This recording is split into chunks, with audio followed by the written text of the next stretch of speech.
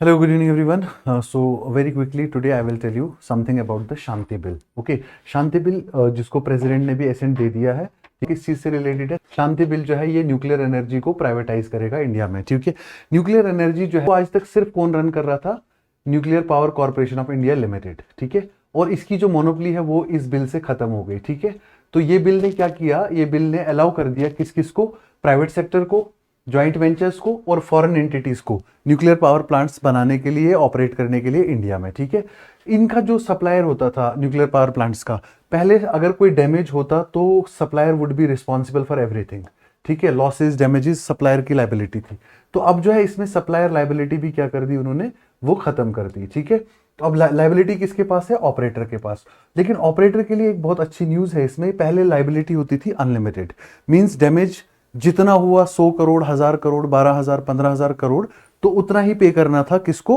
Operator को और supplier को. ठीक है, लेकिन अब ऑपरेटर के लिए इन्होंने क्या क्लॉज इंट्रोड्यूस किया? That is called graded liability.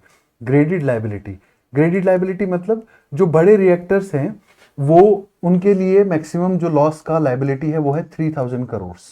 जो मीडियम साइज के रिएक्टर्स है उनके लिए जो लॉस का लिमिट है वो 1500 करोड़, और जो स्मॉल रिएक्टर्स हैं उनके लिए है 100 करोड़. समझ रहे हैं?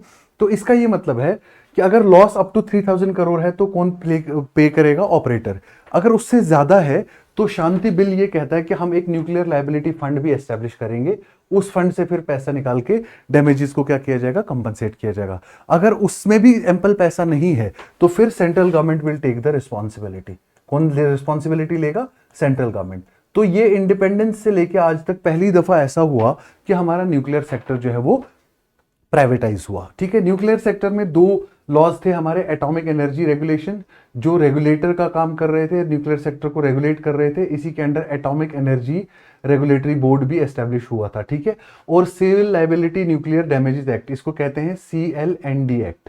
ये एक्ट क्या काम करता था? ये एक्ट जो है ये लाइबिलिटी वाला क्लॉज जो है डील करता था. लाइबिलिटी मतलब अगर कोई डैमेज हुआ तो उसके लिए कौन लायबल है. समझ रहे मेरी बात को?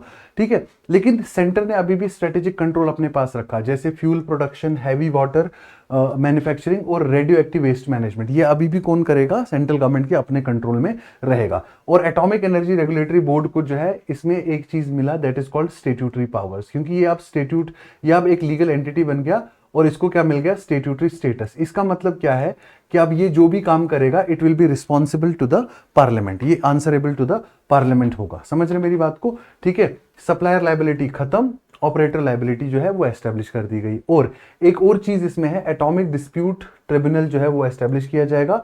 और ये जितने भी डिस्प्यूट्स हैं एटॉमिक एनर्जी के, मैन्युफैक्चरर्स, कंपनीज या अलग अलग ऑर्गेनाइजेशन के जितने भी डिस्प्यूट्स हैं एटॉमिक एनर्जी में, ये उनको स्टेबल करेगा, उनको सेटल करेगा और क्विकली डिस्प्यूट रेजोल्यूशन करेगा. इससे क्या होगा? जो भी न्यूक्लियर रिएक्टर एस्टेब्लिश करना चाहे इंडिया में या उसको ऑपरेट करना चाहे, उनके लिए ईज ऑफ डूइंग बिजनेस हो जाएगा. ठीक है, और उनके लिए क्लैरिटी ऑफ नॉर्म्स आएगा और इन्वेस्टमेंट, फॉरेन इन्वेस्टमेंट जो है अट्रैक्ट हो पाएगी न्यूक्लियर पावर सेक्टर के अंदर. ठीक